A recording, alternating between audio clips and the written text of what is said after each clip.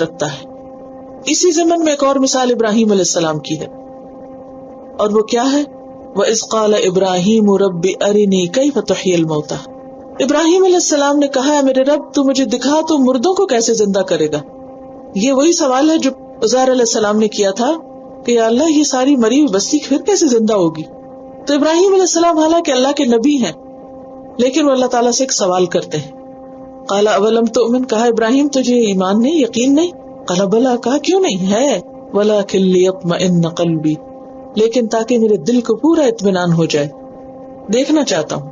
حدیث میں آتا ہے لیس الخبر کالمعاینہ، شنیدہ نئے معنی بدیدہ کچھ ایسے آتا ہے فارسی میں، سنی ہوئی چیز دیکھی ہوئی کے برابر نہیں ہو سکتی. لیس الخبر، خبر ہے جو سنی ہوئی ہے، کالمعاینہ جو دیکھی ہوئی چیز، یعنی سینگ از بلیونگ. تو یہی وہ کہتے ہیں کہ دیکھنا چاہتا ہوں کہ ہوگا کیسے، پریکٹیکلی دیکھنا چاہتا ہوں تاکہ میں دوسروں کو اور زیادہ کنونس کر سکوں. اور اس سے یہ بھی پتہ چلتا ہے کہ جو استاد ہوتا ہے، جو معلم اور مربی ہوتا ہے، اس کا علم دوسروں سے زیادہ ہونا چاہیے اور یقینی علم ہونا چاہیے تاکہ وہ خود کنونس ہو تو دوسروں کو بھی کر سکے. قال، فرمایا فخذ اربعۃ من الطیر، کیا کرو اس کے لیے 4 پرندے لے لو، پرندوں میں سے 4 لے لو کوئی بھی پسند کے. فسرہن، پھر ان کو مائل کر لو، الیکا، اپنی طرف، مانوس کر لو اپنی طرف. صورت کا لفظ بھی اسی سے، صورت، تصویر بھی کیا کرتی ہے انسان کو، اٹریکٹ کرتی ہے نا. فسرہن الیکا، ان کو اپنی طرف مائل کر لو. کیسے؟ جیسے پرندوں کو کرتے ہیں، جیسے جانوروں کو بھی مائل کیسے کرتے ہیں، پالتے ہیں پیٹس کو تو ان کو جب بلاتے ہیں تو وہ مالک کی آواز پہ بھاگے چلے آتے ہیں. آپ نے تجربہ شاید کیا، جو مرغیاں کبھی پالی ہو، ایک کرتے ہیں تو ہر طرف سے دوڑی چلی آتی ہیں. آپ کی کوئی انسان نہیں ایسے بات مان سکتا، اس لیے اللہ تعالیٰ نے انسانوں پر ہی تجربہ کروایا.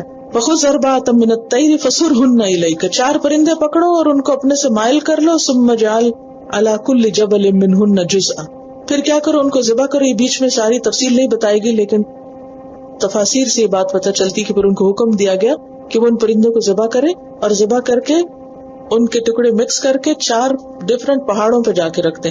ثم ادعوہن، پھر ان کو بلاؤ. یاتینک سعیا، تیرے پاس دوڑتے ہوئے چلے آئیں گے، جیسے وہ زندہ تھے ویسے ہی زندہ ہو کے چلے آئیں گے. تو اگر تیرے پکارنے پر پرندے اڑتے ہوئے چلے آئیں گے تیرے پاس، تو کیا اللہ کے بلانے پر اللہ کی مخلوق بھاگتی ہوئی نہیں چلی آئے گی؟ کیونکہ جب سور پھونکا جائے گا، سارا یسور، سور بھی اسی سے ہے، تو سور کی آواز پر بھی کیا ہوگا؟ وَنُفِخَ فِي الصُّورِ فَإِذَا هُم مِّنَ الْأَجْدَاثِ إِلَىٰ رَبِّهِمْ يَنْسِلُونَ. اور نسل کیا ہوتا ہے؟ اوپر سے نیچے آنا اور دوڑ کے آنا. جب آپ پہاڑ سے اتر رہے ہیں تو کیسے چلتے ہیں؟ دوڑتے دوڑتے چلتے ہیں. تو اسی طرح قبروں سے جو لوگ نکلیں گے سور کی آواز سن کر، وہ کیسے دوڑیں گے؟ جیسے کوئی بھاگ کے آ رہا ہو. تو اے ابراہیم تم تجربہ کرو، ایکسپیریمنٹ کرو، پرندے لے کے ان کو پال کے، ان کو مانوس کر کے، پھر ان کو ذبح کر کے، پھر ان کے ٹکڑے ملا کے، پھر پہاڑوں پہ چھوڑو. اتنی دور سے تمہاری آواز سن کے وہ دوڑتے ہوئے آئیں گے.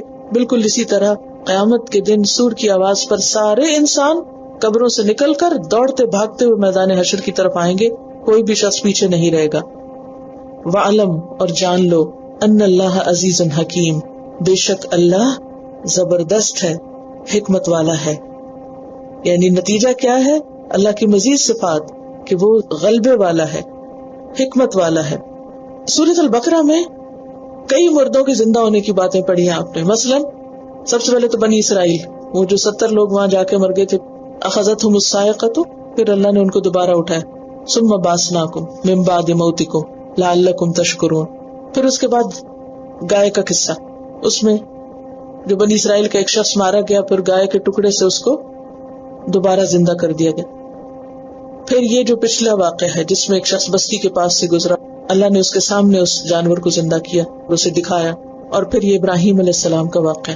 ان واقعات سے کیا پتہ چلتا ہے کہ اللہ تعالی اپنے دوستوں کو خاص رہنمائی سے نوازتا ہے اور ان کو گمراہی سے نکال کر اور بے یقینی سے نکال کر یقین کی طرف لے آتا ہے. تو جو شخص بھی اللہ کو تھامے گا، اللہ سے مدد مانگے گا، اللہ اس کو سچا ایمان عطا کرے گا اور اللہ اس کو کبھی بھی تنہا نہیں چھوڑے گا. تو مسلمان ہونے کے اعتبار سے ہمارے دل میں کوئی بھی جو قلق ہے، شکوک و شبہات ہیں، بے اطمینانی ہے، بے چینی ہے، اللہ کے بارے میں، اس کے دین کے احکام کے بارے میں، وہ کیسے دور ہو سکتی ہے؟ اللہ ہی سے مدد مانگ کر۔ تو ہدایت کی طلب میں انسان کو سچا ہونا چاہیے، اس کے سوا کوئی چارہ نہیں کہ ہم ایک اللہ کو اپنا الہ مانیں۔